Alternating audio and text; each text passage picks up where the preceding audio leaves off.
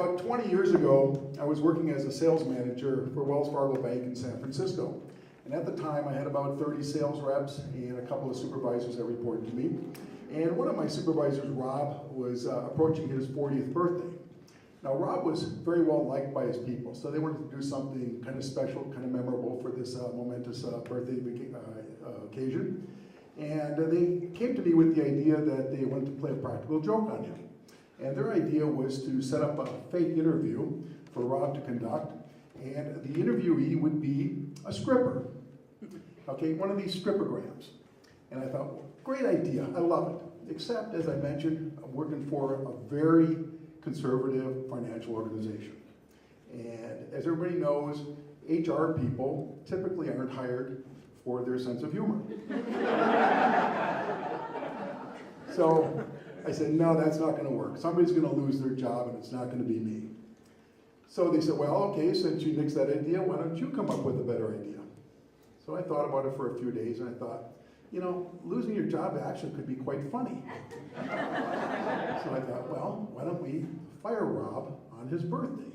And I thought, well, you know, I really don't have any cause to fire him, so we came up with the next best idea, which was to shut the department down and lay him and everybody else off, effectively losing his job.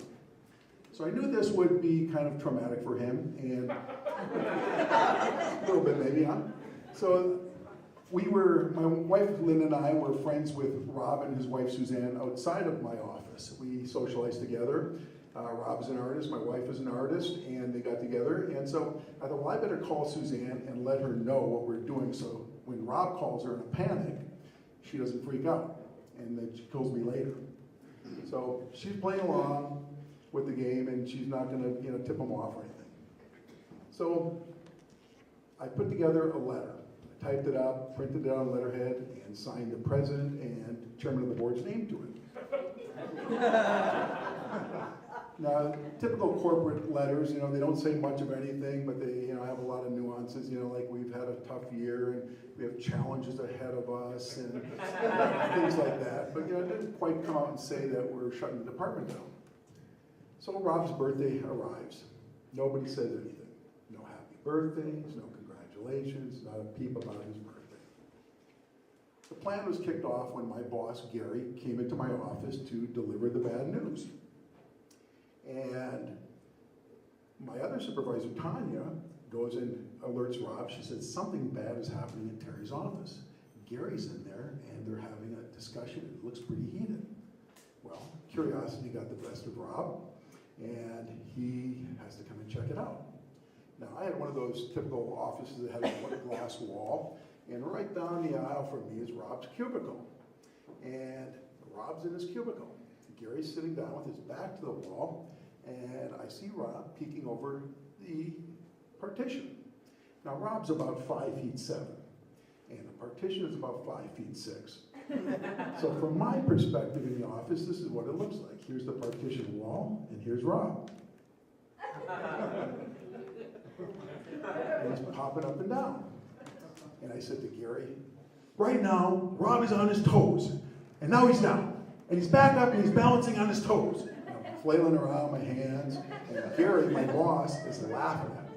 I'm yelling at him, and he's laughing back at me. He thinks this is just hysterical. Goes on for another minute. Gary slinks off, gets out of there before Rob can see that he's laughing. Like that, Rob's in my office. What's up? What's going on? Anything wrong? I said, yeah, get Tanya. Come on back. I said, I got some bad news. They're in there. I hand Tanya the letter, and she's shaking like a leaf, and she said, I can't read it, you read it, Rob. He's reading us. Well, I don't see anything here. What is it? I said, well, they're shutting our department down, and the bad news is they're only giving us 2 days notice. He's like, he's devastated. I said, well, why don't you get all the sales reps in the conference room, and we'll make the announcement. In the interim, Rob goes and calls his wife and tells her, and we all show up in the conference room. And my boss, Gary, who still can't keep a straight face, is back behind the potted plant, chuckling. When one of the sales reps, she can't take it, she's distraught, she runs out. The other supervisor runs after her. But a minute later, after people are yelling at me, and they're saying this is unfair, and so on and so forth, they come back in, and they're carrying a birthday cake with 40 lit candles on it. And Rob looks at them, and he's thinking, what poor timing. We're losing our job, and you pick now to celebrate my birthday? And people start yelling, happy birthday, and the people had clenched fists, were concealing confetti, so they're throwing confetti and yelling and congratulating him, and he looks at Gary, and Gary's laughing, and he looks at me, and I'm laughing, and I see 3 distinct emotions go over his face within about a minute. One of them is fear from losing your job. Next one is relief that you just got your job back. And the third one is anger. Just been had. That night I took Rob out, bought him a couple of stiff drinks, and we had a good laugh about it. And before we left the bar that night, he said one thing to me. He says, someday, somewhere, when you least expect it, I'm going to get back at you. Fast forward now about a year and a half. It's President's Day weekend. I'm at home on Saturday. I'm making tacos that night. My wife, as I said, was an artist. She was in San Francisco that day with Rob at his studio, and they were painting. She comes home, and she's sitting at the kitchen table going through the mail while I'm cooking, and I said, what do we get? She goes, well, we got the Sears credit card bill, and we got the electric bill, and we got some coupons, and a magazine, and a letter from the Department of the Treasury. The Department of the Treasury doesn't send out junk mail. So I'm taking a looking at this. It looks really official, and I open it up, and here I start reading this letter, and it says, well, everybody knows the Department of the Treasury, their ugly stepson is the IRS. So I'm being audited. My taxes are being audited for 2 years. And I'm like, I'm sick. Nobody's ever gone to the IRS and said, hey, I'm looking forward to my IRS visit. Only good things come out of those things. I'm thinking it's going to cost me money, taxes, penalties, all this kind of stuff. I lose my appetite. I start pouring through records. Now, my taxes are pretty simple, but there's that one area that I always was questioning, and that's the value of the donations to Goodwill.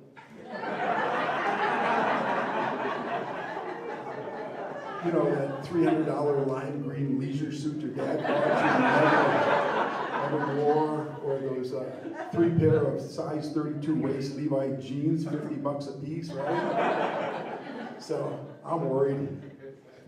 Next day, oh, and one thing I'm reading in this thing is that the appointment with the IRS agent was for the day before.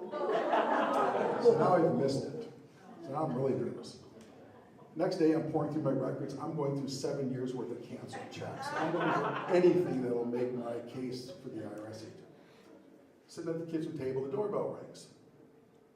I said to my wife, I said, well, it's one of 2 people. It's either the IRS agent or the Jehovah's Witnesses. I said, and I'm rooting for the Jehovah's Witnesses. I go to the door, and here's a guy standing there in a trench coat and a really briefcase, and he's holding his badge and his government ID open to me. And he said, hi, I'm Peter so-and-so with the Internal Revenue Service, and I'm here for your tax appointment. On a Sunday? I said, well, listen, I just got the letter yesterday. I said, it was dated 30 days ago, came out of Washington, D.C. He goes, yeah, we've been having bad weather back in the 30 days, even the post office doesn't take that long. I said, well, you know, my wife was home Friday. I says, and nobody came to the door. He goes, yeah, I was in the neighborhood talking to your neighbors. I said, my neighbors? You know, I'm thinking, you know, I'm not a drug dealer. I'm not applying for security clearance. What are you talking to my neighbors for? It's my taxes. So I said, listen, I'm not ready for you, but while you're here, why don't you come in, take a look at what I have, and you can tell me what I'm going to need to be better prepared, and then we'll reschedule the appointment.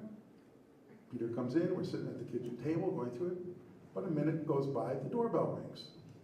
My wife Linda goes to the door, and she comes back in, and who is it but Rob?